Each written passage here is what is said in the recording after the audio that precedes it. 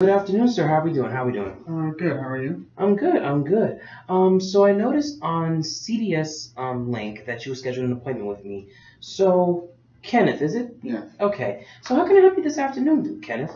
I'm looking for some career advisement about my resume.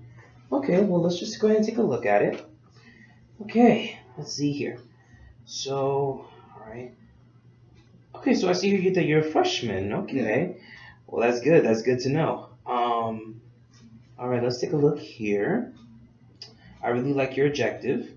It really just it really betrays to a lot to what you wanna pursue. Um, but I do also notice here that you have a summary. Okay, one thing that you want to keep in mind of is that the difference between an objective and summary. It's good to have at least one of the two components because that kind of throws some people a little off possibly. So what we have to come to understand is the idea that when it comes to objective versus summary, you want to try maybe like choose between which of the two. Now, since you're only in your freshman year, what we have to consider is the fact that you want to put an objective. So let me just ask this: what is it that you're ultimately looking for within the next year? Within the next year, I want to continue working with CDS and helping out with the NJIT community and like giving back, getting people like involved in the system so that they can enjoy their time here. Okay. Okay. So I see the experience that you have here. Okay. Let's see. Uh. Okay. Well, I mean, let me just ask this: are you looking for any internships, any summer internships within this academic year going into the summer? Currently, I haven't looked yet, but I am interested in looking for an internship. Okay. So what is your current major at the moment? My major right now is computer science. Okay. Do you know more or less what realm of computer science you want to go into, possibly? Well, currently I very much enjoy doing programming and I've been interested in like video games. So Okay. I have messed around with that in my free time. So it's something that I think I could get into if I continued working towards it. Okay. Were you thinking maybe like the programming or maybe the video game design, or is it more towards the programming of the schematics? A little bit of both. I know a lot of the programming already and I feel like I would be strong there, but I want to learn how to do design. Okay. Well, it's very good that you're doing this type of search now, especially in your freshman year, because one thing you want to keep in mind of is you have a realm within computer science that you want to pursue. Now it's just to go out and build your career path. So that starts with understanding what companies are out there that are looking for someone, particularly within the gaming industry. You know, like there are several companies out there that are looking for computer science majors, but have a special interest within, either gaming, video game programming, or video game design. You have to really express that interest from the start, but also you want to make sure you're looking up companies that have internship opportunities. Okay. So just want to make sure that you do that even as soon as now. We know. Are you aware of our career fair that's coming up in the spring semester? I am aware and I was intending on being there for that. Okay.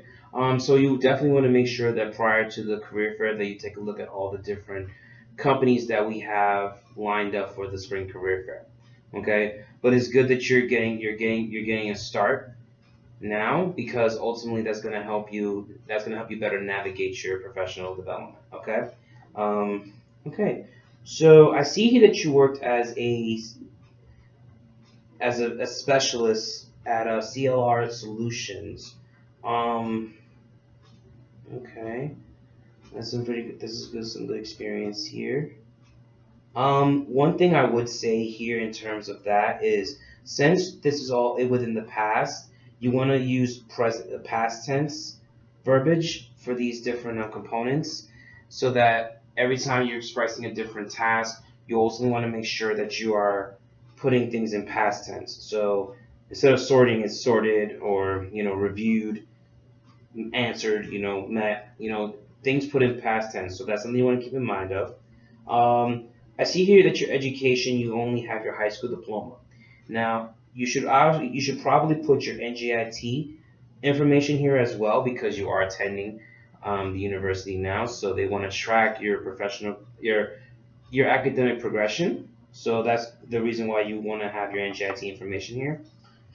In terms of leadership, you was part of the Boy Scouts. Okay, that's very good. And references available upon request. This actually is really good. There's not a lot of students that would put this section, but it's one of those optional sections to put in. So, because ideally on a resume, you don't want to put all the references within a resume, because if any, your references on a resume wouldn't look good because ultimately you're gonna fill it out on an application, are you not? Yeah.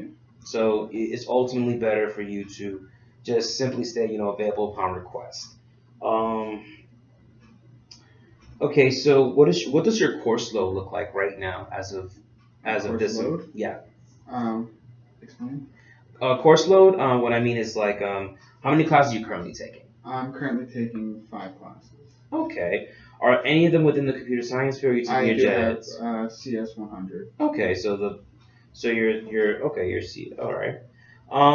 So one thing you want to keep in later on to your years here at NJIT, one thing you want to keep in mind of is indicating some key courses, because ultimately what's going to happen is that your key courses. So what's good about key courses is you're highlighting a different series of different coursework that you are initiating within your course load, because employers want to see what courses you're taking to see how invested you are within the major of computer science. So it's good to indicate, what are some key courses that the student has taken, because they want to see how invested you are. Another section I would definitely consider putting in here going forward is projects, because they want to see how hands-on you are with the field of computer science. There's probably like that one big project you worked on and that you definitely want to highlight. That's one section I would definitely put on here. Another section I don't see on here is skill sets. So different skills. So let's say you know how to work with Java, C++, the basic computer science essentials, skills to have. You want to highlight that. You want to highlight that on here as well. It's going to help because skills is what really navigate through like what type of skills you could bring to the table. Okay. So these are 3 different areas that I don't see on your resume that would be essential to, increasing the value on the resume, because you have experience, you have education, you have leadership, you have references. Let me see another section I don't see on here. Originally, Yes. I had a skill section on there, but Yeah. I left it out of this version because I thought it wasn't really relevant to the position I was applying to. Okay, I mean that's it's good that you have that observation, because you're gonna be doing so many different versions of your resume. So, but it's always good to keep like those versions that you have, because every position you're gonna apply to is gonna possibly be different from the others, except for those that are of course within your field, which is computer science. Because you're ultimately gonna see probably some sections where there are a lot of repetitions in terms of what they require out of the potential candidate. So it's good to keep at least several versions of your resume available, so that way you can just add off one version from the other, instead of having to do a whole new one and have to start from scratch.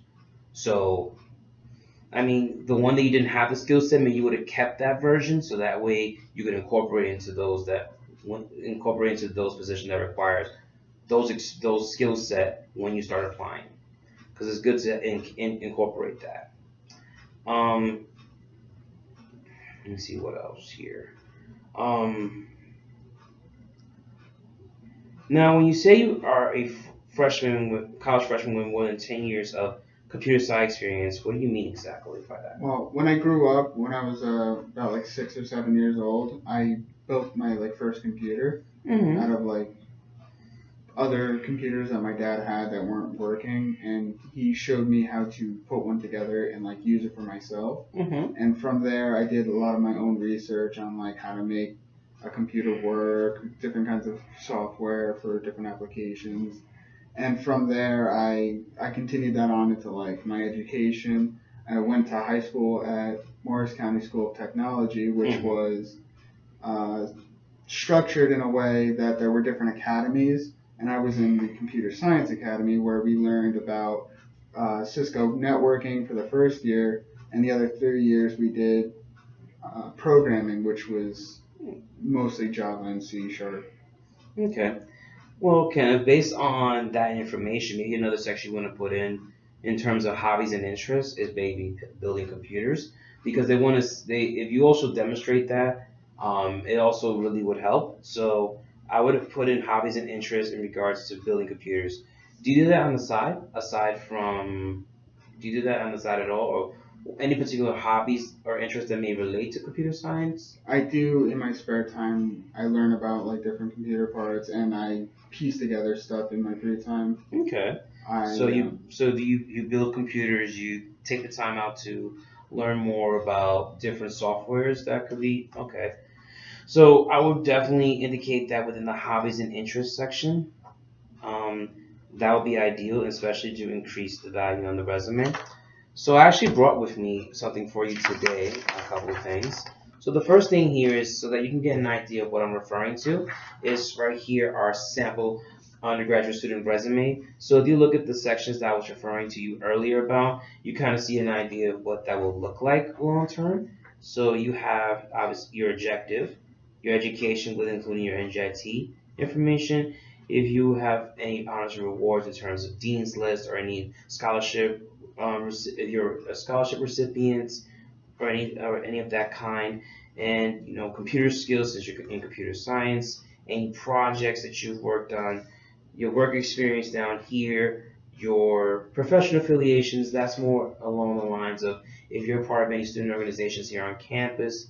Are you currently? currently am not. Okay, well that's just really something you want to consider doing, evidently, because what's going to happen is that's going to serve as your network. Because let's say you join the computer science club or something like that, it will help manifest itself into you building your network from within, and this starts from the orgs you be a part of. And one of the good things about being part of a student organization is we have an event specifically for we have an event specifically for student orgs every fall semester that's called the Reverse Career Fair, where where students have the opportunity to where students have the opportunity to display a project that they're working on. But you get to see the employers of certain companies as they're going to lunch. They get to stop by your table and see what your group or what you're specifically working on, things of that nature, because ultimately you want to be able to get first dibs, and that way when you go to the actual career fair on that same day, they'll remember your face and they'll remember your name. So, and that's good because you get early exposure to some of the employers that will be at the career fair by being a part of that student organization. So that's an opportunity of networking for you. Okay. So you would just put, like, if you're part of any student organizations, like, you would just put either you're part of the e-board or you're a member of the organization, and hobbies and interests. As you can see here, some examples, transforming PCs, multimedia systems, transforming, software programs, and then certain activities, you could just put that in there as well. But you also want to make sure that you're fitting stuff into your resume that will tailor to your brand.